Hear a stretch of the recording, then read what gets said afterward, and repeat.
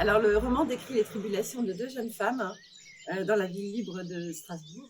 Cette ville libre est à l'époque en proie à la famine et à la révolte sociale et religieuse.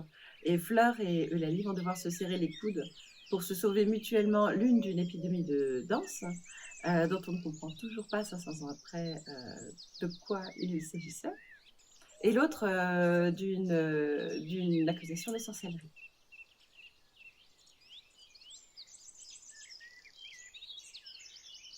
Alors, je travaille sur le site de l'hôpital civil, où j'aime beaucoup me promener parce qu'il y a des très beaux bâtiments. Et en regardant ces bâtiments, un jour, j'ai pensé, en voyant cette chapelle où il y a une petite porte et où on entrait les noyés qu'on jetait du pont du Corbeau, les sorcières, les voleurs, qu'on entrait par cette petite porte pour emmener disséquer pour l'anatomie. Ça m'a rappelé cet épisode d'épidémie de danse dont j'avais vaguement entendu parler, mais auquel je ne m'étais pas plus intéressée que ça.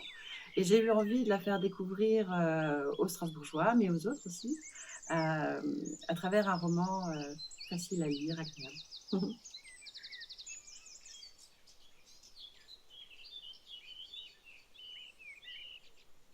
Alors, ce sont des femmes modernes, autant qu'on puisse l'être à cette époque.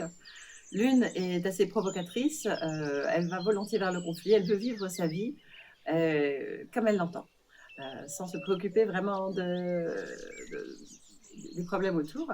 Et l'autre est plus pondérée et plus aménager la chèvre et le chou, se rend compte que voilà, pour avancer, il faut aussi tenir compte de son environnement, des gens qui nous entourent.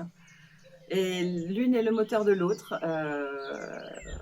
Elle va l'aider, effectivement, elle va réveiller un peu cette envie d'aller au-delà, de vivre sa vie aussi. Et en même temps, l'autre va l'apaiser et lui permettre de trouver aussi une place dans la société peut-être plus calme.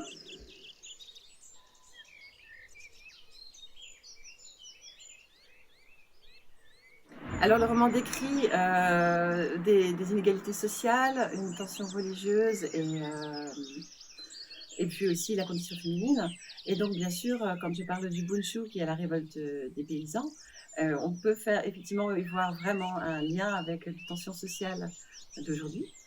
Au niveau de la religion, on voit que c'est toujours source de très nombreux conflits dans le monde entier.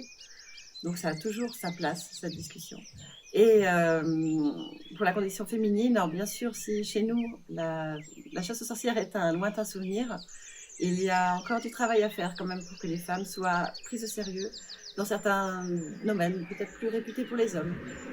Mais dans d'autres pays encore, où les exactions faites contre les femmes sont très dramatiques, il n'y a rien d'envie à notre chasse aux sorcières d'il y a 500 ans.